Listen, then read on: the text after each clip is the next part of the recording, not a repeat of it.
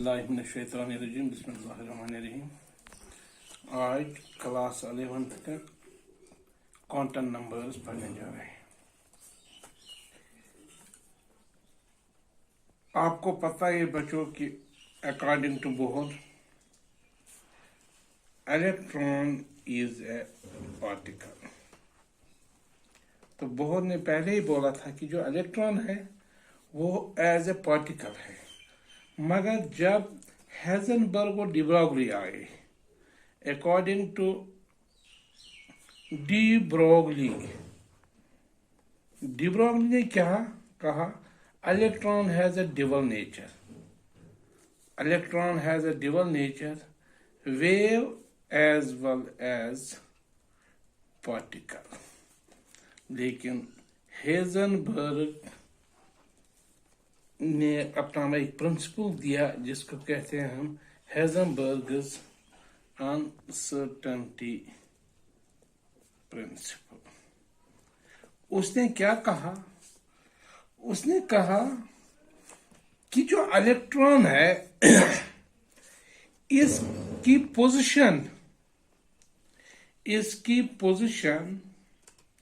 Electron की और momentum ये साइमल्टेनियसली नहीं निकाल सकते हैं। जो अगर इलेक्ट्रॉन हम लेंगे, या तो हम उसकी पोजीशन बताएंगे या तो हम इसका मोमेंटम बताएंगे।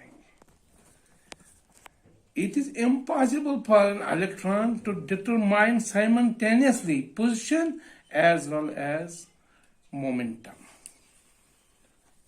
तो डिब्रोगली ने क्या बोला, बोहर ने बोला था electron is a particle, de Broglie ने कहा it has a double nature. लेकिन हेजनबर्ग ने कहा कि किसी भी पार्टिकल या इलेक्ट्रॉन की, खासकर स्मॉल पार्टिकल की पोजीशन और मोमेंटम साइमल्टेनियसली नहीं निकाल सकते हैं। तो फिर एक मॉडल आया जिसको कहते हैं हम wave mechanical model of atom.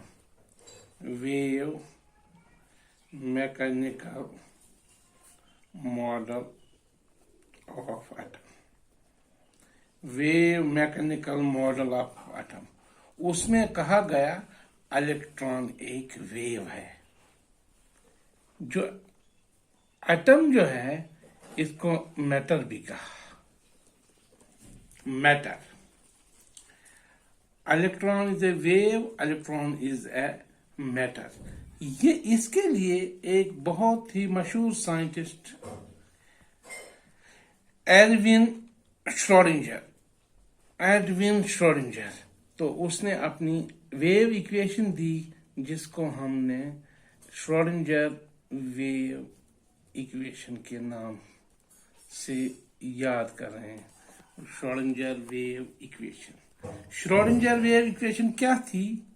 D square psi divide by del x square plus d square psi divide by d z square plus d square psi divide by d z square plus 8 pi square m into e minus v divided by h is equal to 0। ये equation दे दी Schrodinger ने। तो जब उसने equation, दोनों energy इसमें है, potential energy and kinetic energy है इसमें। तो जब इसने इक्वेशन दे दी, इसने कहा नहीं, इलेक्ट्रॉन वेव है, मगर इसको कहीं हम एक जगह नहीं देख सकेंगे।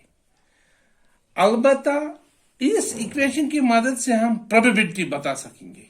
जैसे इसने कहा Sai square is the probability of finding electron. इसने कहा कि जो साई स्क्वायर हमें इसमें क्या क्या कह रहा है कि इलेक्ट्रॉन कहां पर प्रेजेंट है, उसकी प्रोबेबिलिटी कहां होगी। ये लोकेट नहीं करेगा एक्चुअल जगह, लेकिन चांसेस होंगे, प्रोबेबिलिटी होंगी। अब प्रोबेबिलिटी कहां कहां होंगे, इसने 3 डायमेंशनल इक्वेशन दे दी, एक्स वाई और जेड। एक्स वाई और जेड यहां पर क्या दर्शाता है, एक्स वाई जेड ये कह रहा है कि जो प्रोबेबिलिटी ऑफ इलेक्ट्रॉन की है या तो वो एक्स कोऑर्डिनेट में होगी या वाई कोऑर्डिनेट में होगी या जेड कोऑर्डिनेट में होगी। इसका मतलब है जो उसने उसका एरिया जो था वो था थ्री डायमेंशनल।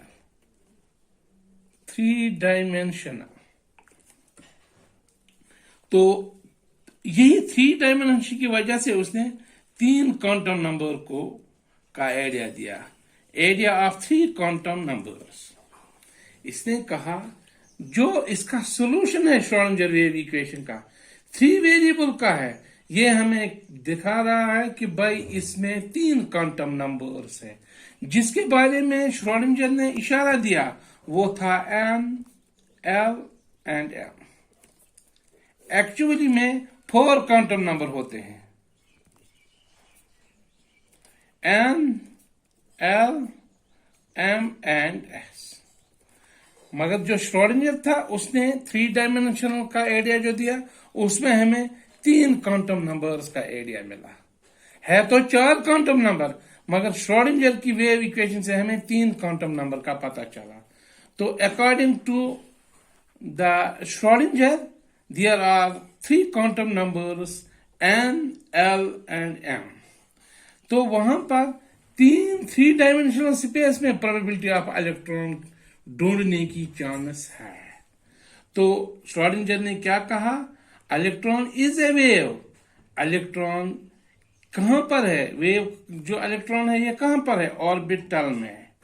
अब ऑर्बिटल में पाया जाता, ऑर्बिटल कहां है, थ्री डायमेंशनल में, तीन किसी भी डायमेंशन में पाया जाएगा ये ऑर्बिटल, और उस ऑर्बिटल में प्रोबेबिलिटी ऑफ फाइंडिंग इलेक्ट्रॉन होगी। तो उसके बाद पहला n quantum number, n quantum n कह रहा है प्रिंसिपल क्वांटम नंबर। जो प्रिंसिपल क्वांटम नंबर है ये हमें शेल के बारे में एड्रेस देता है। देखो बेटा क्या होता है, जैसे हमें किसी के बारे में एड्रेस जानना होता है तो पहले हम कहेंगे कि ये श्रीनगर में है। पहले बोलेंगे कि कहना है कि भाई श्रीनगर में ये मुस्लिम है, हिंदू है, क्या है। उसके बाद मुस्लिम है तो किस शहर किस जगह पे है श्रीनगर में, उसका मकान नंबर क्या है, उसका एड्रेस क्या है। यही यहाँ पर क्वांटम नंबर्स के बारे में भी देखना होता है कि अगर n प्रिंसिपल क्वांटम नंबर है ये हमें पहले बताएगा कि ये किस साल में पाया जाता है। अगर इस इलेक्ट्रॉन की प्रोबेबिलिटी है तो किस साल में है, कहां पर है। यहाँ पर जो n है ये 1, 2, 3, 4 अप टू इन्फिनिटी के बराबर। लेकिन यहाँ पर याद रखना n कभी 0 के बराबर नहीं होगा। गोया कि नेचुरल नंबर से शुरू होता है 1, 2, 3, 4, 5 अप टू इन्फिनिटी, लेकिन n कभी 0 के बराबर नहीं होगा। अगर n 1 के बराबर होगा that means there is a k shell. अगर n 2 के बराबर होगा that means there is m shell. अगर n 3 के बराबर n shell, KLM shell, KLM shell. गोया कि अगर n 1 के बराबर है तो k शेल में पाया होगा इलेक्ट्रॉन, n 2 के बराबर l शेल में, n 3 के बराबर m शेल में। तो ये हमें दिएगा दूसरी चीज कि साइज ऑफ इलेक्ट्रॉन क्या होगा। एक तो ये शेल के बारे में बताएगा, दूसरा बताएगा ये साइज ऑफ इलेक्ट्रॉन, तीसरा बताएगा ये एनर्जी ऑफ एन ऑर्बिटल। देखो एनर्जी ऑफ ऑर्बिटल क्या होता है, अगर न्यूक्लियस के नजदीक के शेल होगा तो इलेक्ट्रोस्टैटिक का फोर्स ऑफ अट्रैक्शन ज्यादा होगा, तो जो यहां पर एनर्जी होगी वो बहुत ज्यादा होगी। एल शेल इससे कम होगी, एम शेल इससे भी कम होगी। इसके बाद दूसरा क्वांटम नंबर जिसको हम एल यानी एजीम्यूथल या angular momentum quantum number, azimuthal या एंगुलर मोमेंटम क्वांटम नंबर, ये हमें बताएगा shape of orbit, shape of orbital, shape of orbital यानी कि सब शेल। ये हमें सब शेल के बारे में बताएगा। सब शेल किस किस सब शेल में, एस पी डी एफ, ये सब शेल क्या है सारे। अगर एल जीरो होगा, अगर एल जीरो होगा, एम एन जीरो नहीं होगा, एल जीरो हो सकता है, एन जीरो नहीं होगा, 0 1 2 3 एक्स्ट्रा। तो नेम ऑफ सब शेल क्या होगा फिर, S, L zero sub shell S, L1 sub shell P, L2 sub shell D, L3 F sub shell F extra है। इसके बाद भी G, लेकिन हमारे सिलेबस में इससे ज्यादा नहीं होगा। तो जो शेप होगी, अगर S होगी तो स्फेरिकल होगी। जो सब शेल S की शेप जो है वो स्फेरिकल है। P की शेप जो होगी ये डंबल होगी, स्फेरिकल गोल, डंबल दो साइड, दो शूल वाली। Third double dumbbell, double dumbbell ऐसे। फोर्थ इसको बोलते हैं कॉम्प्लिकेटेड, कॉम्प्लिकेटेड, ये 8 फोल्डेड वाला होता है, 8 फोल्डेड। ये हो गया हमारे पास एल शेल की शेप, सब शेलों की शेप। एल में जो सब शेल होते हैं उनकी क्या शेप होती है। अगर एन, अब एल से हमने शुरू किया था, अब एन हमने कहा 0 नहीं है, एन 1 2 3 4 एक्स्ट्रा। तो एल किसके बराबर होगा, जब एन 1 होगा एल 0 होगा, जब n 2 होगा तो फिर -1 0 और 1, जब 3 होगा तो -2 -1 0 1 and 2, जब 4 होगा -3 -2 -1 0 1 2 and 3। तो जब n 1 होगा l 0 होगा तो फर्स्ट 1s होगा, फिर 1s। इसके बाद वैल्यू ऑफ l होगा 1s। उसके बाद जब 2 होगा ये होगा 2s 2p, 2s 0 और 1 जो है, 0 होगा तो 1s, 2 होगा वो होगा 0 और 1, हो गया 2s and 2p। 3 होगा 0 1 and 2, that is 3s 3p 3d। इसके बाद 4 होगा, n 4 होगा तो l होगा 0 1 2 3 4। तो इसका मतलब है 4s 4p 4d and 4f।